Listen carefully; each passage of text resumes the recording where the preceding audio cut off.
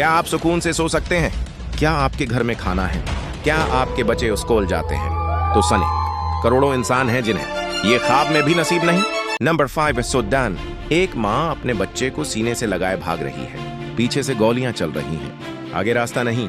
ये कोई फिल्म नहीं, ये सूडान है, जहां 2023 से अब तक 1.5 लाख से ज्यादा लोग मारे जा चुके हैं और दुनिया चुप है। Number 4 Myanmar.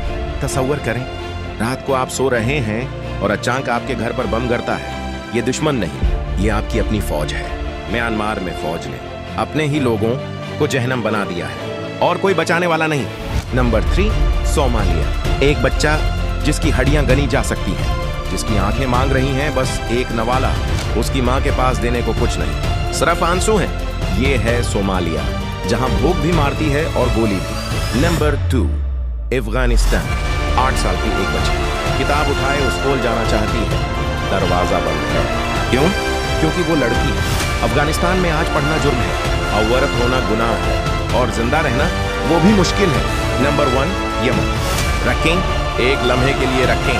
अभी जब आप ये वीडियो देख रहे हैं, यमन में एक बच्चा भूख से मर रहा है। हर 10 मिनट में एक बच्चा सरफ भूख से।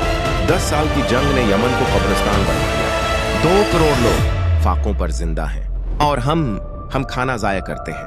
क्या महसूस हुआ? बेचैनी, दर्द, अफसोस? क्योंकि ये इंसान हैं, हमारी तरह बस किस्मत अलग थी।